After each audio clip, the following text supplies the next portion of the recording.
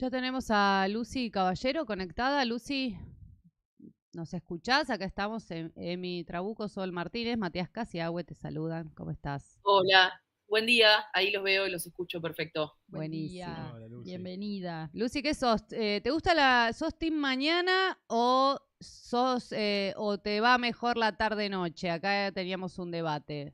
No, definitivamente la mañana. Sos de la team mañana, entonces. No.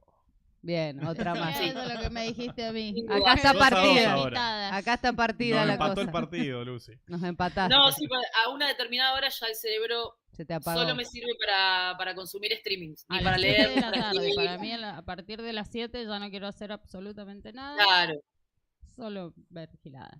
Sí. totalmente. Está bien. Bueno, Lucy, contanos, ahí estábamos un poco introduciendo el tema de hoy. Contanos cómo venís viendo la situación general en Argentina, ¿no? Particularmente este aparato del Estado puesto a disposición de reprimir cualquier tipo de oposición al programa de gobierno. ¿Estamos en democracia? ¿No estamos? ¿Podemos hablar de Estado de Derecho? ¿Qué venís pensando o qué venís pensando también como referenta del movimiento feminista y transfeminista en Argentina?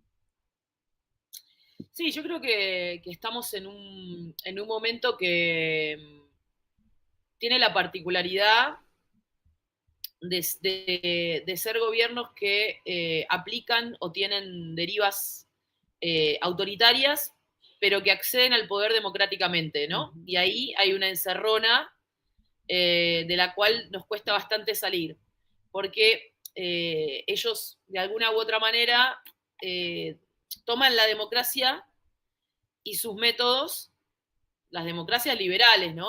Las democracias tal cual las tenemos en nuestros países, que sabemos que son muy deficientes, con sistemas judiciales clasistas, misóginos, con muy pocos mecanismos de democracia directa, de democracia participativa. Así todo, esta ultraderecha, digamos, toma esta democracia para vaciarla desde adentro. Y eso nos deja en un lugar, a mí me parece que nos deja en un dilema, ¿no? Que es como, bueno, ¿con qué herramientas se enfrenta esto? Porque siento como que hay una especie de desacople o algún desacople entre nuestras estrategias y nuestra metodología y la de ellos, ¿no? Uh-huh. Nosotros y nosotras estábamos sentados en una mesa en la cual funcionaba un tipo de gobernabilidad que básicamente lo que establecía es que aún en esas democracias, ¿no? Que esa democracia limitada, clasista, racista, que hasta hace pocos años seguía considerando a las mujeres como ciudadanas de segunda que no podían decidir sobre sus propios cuerpos, una democracia que todavía no reconoce los derechos plenos de los pueblos indígenas y así, etcétera, etcétera. Aún en ese contexto teníamos una democracia, como yo la llamo, digamos, porosa. Es decir, que lo que vos hacías en la calle, si vos te organizabas, llevabas adelante, bueno, te organizabas en relación a una demanda, a un sector, eso en algún momento tenía una resonancia en las instituciones, ¿no? Producía algún tipo de se cristalizaba de alguna manera en una clave institucional. Claro. Eso se acabó. Se acabó eso porque este gobierno, de alguna u otra manera, no reconoce más a los movimientos como interlocutores. No hay ningún espacio de negociación con la protesta social y gobierna por decreto, con decretos inconstitucionales, uno tras de otro. Y bueno, obviamente la utilización del aparato represivo no es nueva, ¿no? Pero estamos en niveles y con metodologías que, como decía la compañera María del Carmen Verdú, que hablan como de un cambio de régimen, ¿no? No solamente de una intensificación de la represión, sino que estamos siendo contemporáneas y contemporáneos a una mutación en el régimen de dominación, que obviamente tiene que ver con, bueno, una condición geopolítica que ustedes vienen, y les agradezco, porque la verdad que a veces la geopolítica es una dimensión que se borra de los análisis y creo que en este momento del mundo sin hacer geopolítica no se puede hacer política. Total.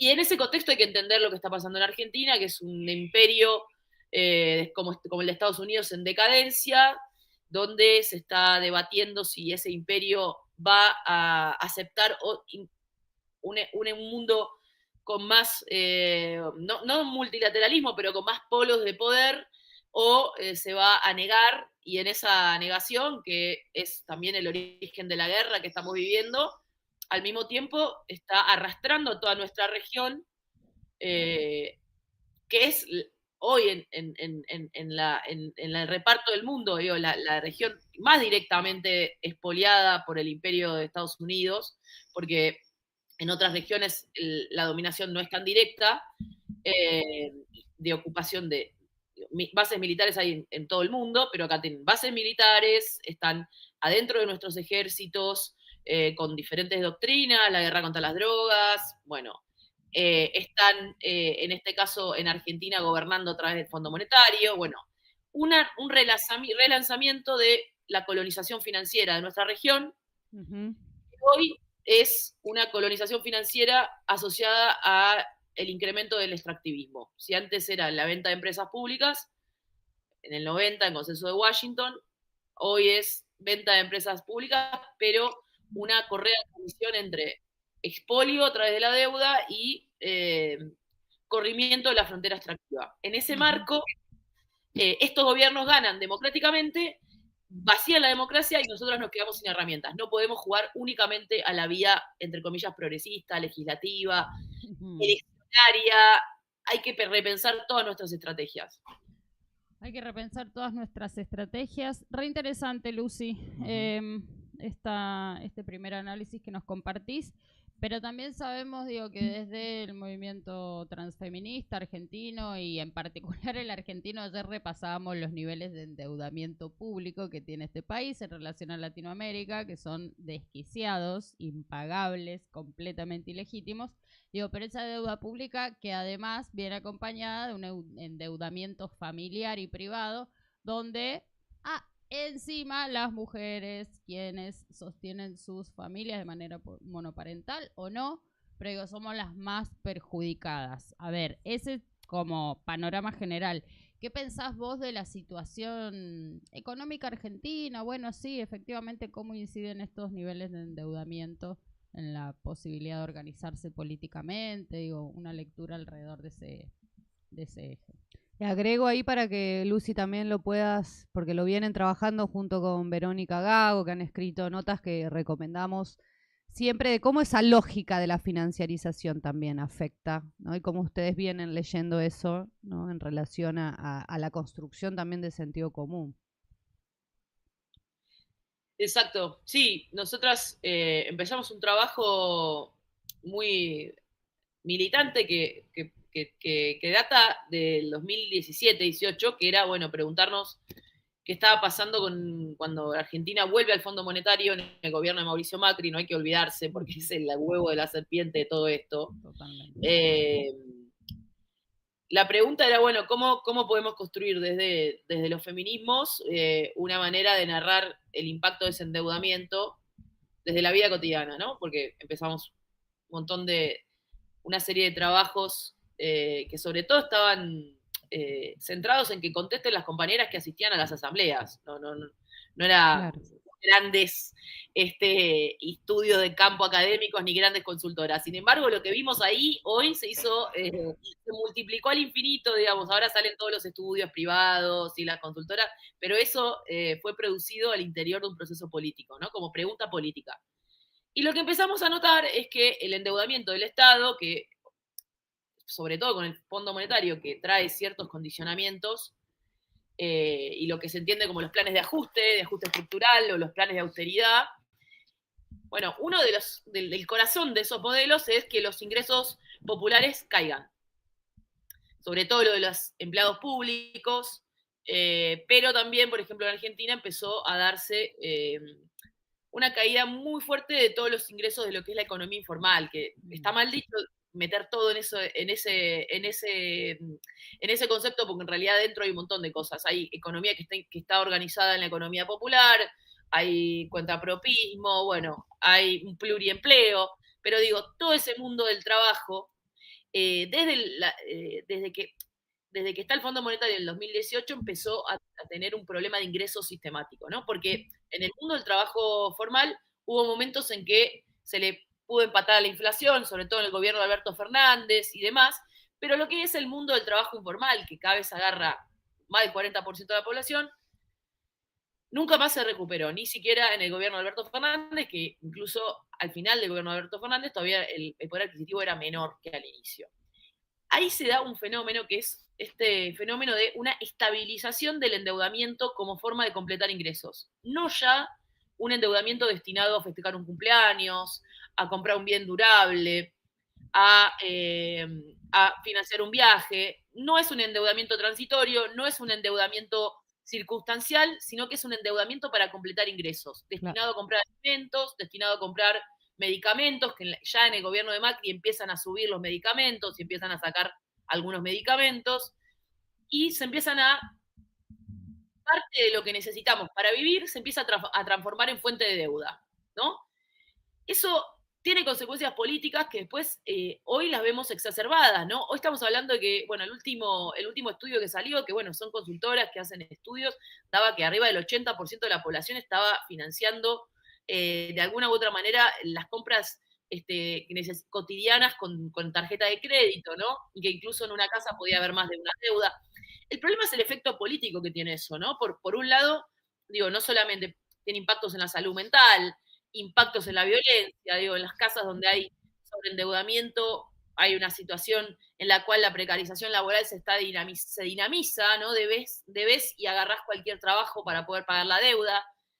El impacto en la salud mental es grandísimo, ¿no? Vivir endeudado y endeudada sabiendo que eso además, cuando se meten, hay acreedores que te llaman por teléfono, que te amenazan, si son prestamistas en el barrio no sabes lo que te va a pasar.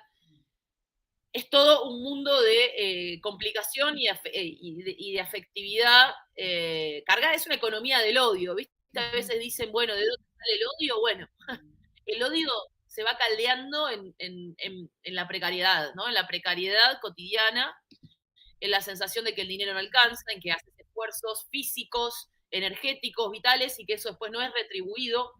Y ahí la deuda está cumpliendo una función, pero también una función política como un endeudamiento que de alguna u otra manera amortiza el ajuste estructural que se viene implementando en Argentina, ¿no? Por eso a veces cuando se habla de por qué estalla o por qué no estalla, decimos que hay que tener en cuenta eso, ¿no? Que por ejemplo en el 2001 no había una cantidad de ofertas de productos financieros tan grandes para aplazar las consecuencias de la escasez. Y hoy tenemos desde las billeteras virtuales, que ya la gente tiene 4 o 5 billeteras y capaz va con una, paga primero una, pero sigue con la otra. Todo eso va configurando, bueno, una subjetividad, primera, de alguna u otra manera, entrenada en el sacrificio de hacer cualquier cosa para pagar la deuda, ¿no? Y sobre todo también una subjetividad en la cual el costo del ajuste se aplaza, ¿no? Entonces creo que ahí hay un tema político muy importante, que es entender la deuda como un mecanismo de individualización de los costos del ajuste. Sí. Muy interesante, Lucy, esa reflexión. Falta en la política, falta muchísimo, muchísimo en la política institucional, ¿no? Institucionalizada, cristalizada, que se muerde la cola como el perro, vamos a decir también, ¿no? Lo que se vio ahora en el cierre de listas también, a veces uno lo dice con pesar y bienvenido sea que haya salido la unidad, pero con pesar que, digamos, la política institucionalizada a veces no mira estos procesos. Pero yo recién la hice medio jodiendo, te la voy a hacer a vos también, me voy a tomar el atrevimiento, ¿dónde están ante este escenario los movimientos sociales y dónde están las feministas? Digamos, ¿qué están viendo de ese proceso? Digo, este es el escenario, bueno, o sea, análisis de coyuntura, nos está pasando eso, ¿sí? Este drama en la territorialidad de la economía, en la territorialidad de la política, todo el escenario brutal represivo, de régimen de excepción declarado o no declarado, en toda América Latina. Argentina, por supuesto, no es la excepción a esa excepcionalidad, pero ¿dónde está? ¿Qué están haciendo los movimientos sociales, los movimientos feministas como un capítulo muy importante por su rol de interseccionalidad de las luchas, de articulación de las luchas? ¿Qué elementos podés decirnos desde ahí? Como analista, pero también como protagonista, ¿no? En ese sentido. Sí, a mí vos sabés que siempre me debato porque yo prefiero mucho más el rol del hacer que el diagnosticar. Creo que sobran diagnósticos cada vez más sofisticados, pero lo que nadie sabe resolver es por dónde ir. Mira, yo creo, no sé si me preguntaste el contexto de cierre de listas, a mí la verdad me parece una vergüenza, te lo voy a decir directamente. Yo claramente voy a votar a la fuerza política de Fuerza Patria y demás. Igualmente yo ya voté en Capital, así que votaría si era en provincia. Al final pero, votaste un radical. Bueno, pero fueron prolijos. Yo también lo voté. En Ciudad de Buenos Aires fueron prolijos, al menos.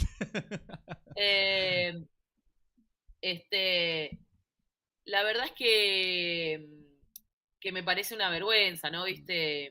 No sé por dónde empezar. Me da la sensación de que me da vergüenza el spot.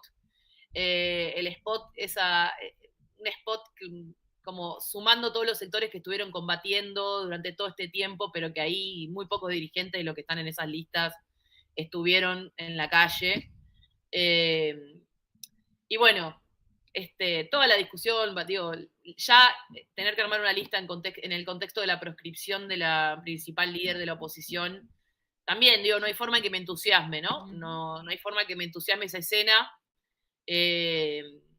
Entiendo que hay que hacerlo porque hay que disputar en ese plano, pero bueno, veo una reedición de una metodología que ya se usó en los armados, que ya la gente repudió, que fracasaron, y bueno, yo creo que tampoco nosotros tenemos muy claro por dónde ir, digamos, nadie tiene la vaca atada. Creo que hay que trabajar en muchas dimensiones al mismo tiempo, por eso me parece que entiendo el pragmatismo de armar una lista en estas condiciones, y incluso en estas condiciones de descomposición, porque hay una descomposición de las relaciones sociales que abarca nuestro campo. Entonces, digo, no hay organizaciones que estén al margen de internas, que hayan encontrado la pólvora, digamos. Estamos en un momento donde lo más difícil es crear vínculos sostenibles, y por fuera de una lógica neoliberal. Entonces, en ese marco se hace la política, se hizo las listas que se pudieron, pero me parece que ahí no alcanza, digo, nosotras impulsamos, digo nosotras porque cuando yo digo nosotras me considero parte de un colectivo que no es solo ni una menos, sino que una coordinación de organizaciones feministas que nos venimos trabajando en conjunto ya hace muchos años y tratando de dinamizar los diagnósticos, la protesta, la organización política, las alianzas. Y en ese marco propusimos una de las consultas, de las consignas, unir las luchas en la tarea, este último 4 de junio, que para mí marca un horizonte en el sentido de que reconoce que hoy, digo, la estrategia tiene que ser por lo menos bifronte, digamos. Vos vas a disputar algo en el plano institucional, pero tiene que haber una producción de conflictividad permanente con el capitalismo, con el capital, con la expropiación y con el despojo permanente que hay. Porque mientras estamos hablando nos están cagando en 50 aspectos, ¿no? Desde las telefónicas, los servicios públicos, la privatización de empresas. Entonces, la idea de la unidad de las luchas tiene que ver primero con reconocer que la conflictividad tiene que ser un horizonte permanente. Después, la idea de la unidad, digo, ¿qué hace la ultraderecha? La ultraderecha fragmenta a sujetos y sujetas que están en lucha, digo, gana a partir de la producción de resentimiento por abajo y de fragmentación en la clase obrera, de identificar al que tiene derechos como casta frente al que no tiene, al que se las arregla solo o al que aprendió a vender productos por internet, que siente que el que tiene un empleo público es privilegiado. Bueno, la tarea de los movimientos sociales, y ahí pongo un papel protagónico para el movimiento feminista, que hace una tarea que no vende, que nadie la reivindica, que no se ve, pero es una escuela permanente de unidad, de surcir heridas y bifurcaciones en la clase trabajadora. Nosotras hace ya años que trabajamos en eso, trabajamos para que las compañeras de la economía popular estén con las sindicalistas, con las docentes, que las docentes estén con las trabajadoras sexuales, que las trabajadoras sexuales estén con, bueno, digo, el feminismo es una escuela de unidad y es una escuela de unidad y de tejido y de trama permanente para unir esas luchas, por lo menos porque sabemos que el horizonte de establecer una conflictividad con todo lo que es este arrasamiento en velocidad, bueno, es imprescindible. Y eso tiene que convivir, por supuesto, con el armado de un programa, con el despliegue de experiencias que ya en el hoy prefiguren cómo queremos vivir. Nosotras ahora, por ejemplo, con parte de otra agrupación que estamos laburando en Ciudad, que se llama Movida Ciudad, que la estamos armando con compañeras que quieren territorializar también la discusión feminista. Bueno, estamos armando toda una discusión sobre alimentos producidos con trabajo feminista en el tercer cordón del conurbano para poder empezar a discutir, apoyar esas economías campesinas y cooperativas desplegadas por compañeras que están frente a este modelo de agronegocio extremo, están en mucha dificultad, pero digo, como hay que combinar estrategias. Por un lado, por supuesto, la electoral, una conflictividad permanente y sumar sectores y generar unidad, y también experimentar hoy cómo queremos que sea lo que viene. Totalmente. Lucy, Muy ahí bueno. voy a agarrar una parte, ¿no?, importante. Sí. Vos dijiste es unir las luchas porque, ¿no?, hay que poner que del otro lado está el capital, ¿no?, con su lógica extractivista, con su expoliación, con su... Como venimos diciendo, hay un proyecto de muerte versus un proyecto de la vida que las mujeres y diversidades particularmente ponemos arriba de la mesa y sostenemos, pero digo, no desde una cuestión romántica, sino todo lo contrario, No. desde saber que si no hacemos algo, esto es muerte, digo, hay genocidios en curso, imagínate, digo, de ahí para abajo todo. Vos dijiste, es contra el capital, tiene que ser anticapitalista, por ahí nos cuesta, ¿viste? Vinimos de un proceso donde decir anticapitalista, bueno, por ahí no suena o no engancha en algunos sectores de la política y demás. Lo vimos a Peter Lamelas, ¿no?, decir todas las cosas que dijo en el Senado de Estados Unidos, que va a venir a hacer a nuestro país, ¿no? Y me parece... ¿Cómo enganchamos esa lectura? ¿Cómo hay que volver a hablar de anticapitalismo, de antiimperialismo? ¿Qué bandera, digo, nos puede ayudar en esta lectura geopolítica que yo creo que vos hacés como analista también, además de como, ¿no?, política, y que hace también el movimiento feminista? Sí, yo creo que ahí introdujiste un tema fundamental.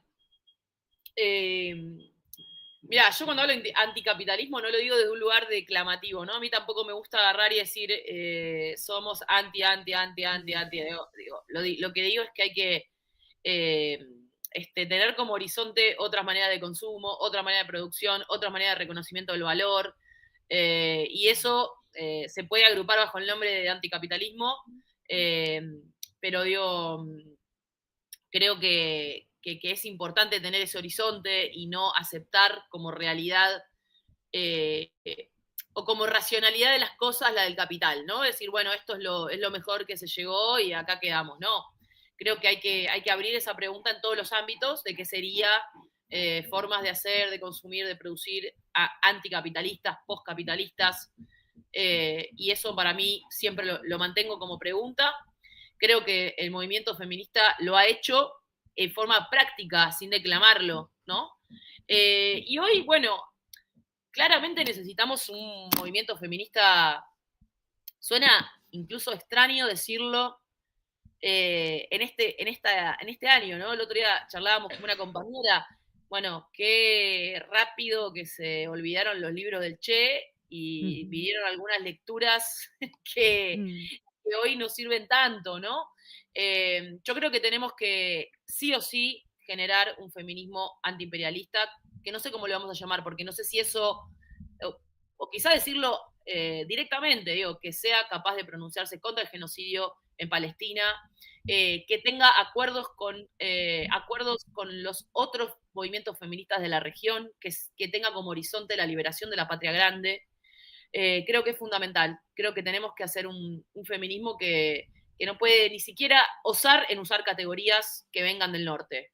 Necesitamos un feminismo antiimperialista, popular, pero internacionalista. No solamente encerrado en un nacionalismo, sino que pueda tejer y tender puentes con movimientos de otros países y sobre todo de la patria grande, ¿no? Esa me parece que tiene que ser el horizonte y hoy más que nunca tenemos que disputar en un gobierno y en un gobierno de ultraderecha que nos hablan de libertad, que termina siendo colonización. Bueno, es más importante que nunca disputar la idea de volver a la idea del movimiento de liberación, a los movimientos de liberación. Creo que ahí hay una disputa muy clara que movimientos como el feminista no pueden estar afuera de esa discusión y creo que la vamos a hacer, ¿no? Hace poco escribimos un documento para llamar a la asamblea del 2 de agosto, aprovecho para convocar a la asamblea del 2 de agosto con la consigna de unir las luchas, que después vamos a estar comunicando en las redes, pero creo que escribimos en el documento de invitación, digo, cuando tenemos que hablar de quiénes son nuestras perseguidas, nuestras muertas, nuestras proscriptas, empezamos de Berta Cáceres, seguimos por Milagro Sala, terminamos en Cristina y seguimos con muchas otras, pero esa es la mirada, ¿no? Que necesitamos, la mirada justamente regional y que pueda identificar cuáles son las desobediencias, que son muchas de mujeres, que el imperio designa como peligrosas y por eso intenta asesinar, perseguir y proscribir. Bueno, clarísima, Lucy. Esta comunidad te saluda, Lucy, una comunidad donde no solo hay compañeras, compañeros, pero muchas compañeras de Latinoamérica y el Caribe, sino que también está, por ejemplo, Tilda Rabi, y recién mencionabas, nosotras, el movimiento feminista, transfeminista argentino, denuncia permanentemente el genocidio en Gaza, así que también la saludamos a Tilda. Ha sido clarísima. Va a estar difícil hacer un recorte, Lucy. Háganlo.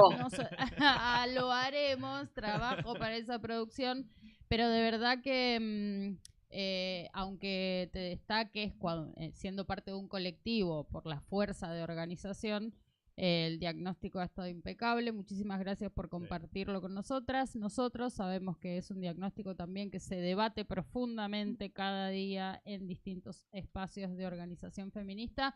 Así que ha sido un placer. Nos vemos el 2 de agosto allí en esa próxima asamblea aquí en la Argentina. Les contaremos a las latinoamericanas y caribeñas cómo sigue la cosa por acá. Un abrazo grande, compañeros. Gracias, Lucy. Gracias, Abrazo Lucy, y nos vemos seguramente.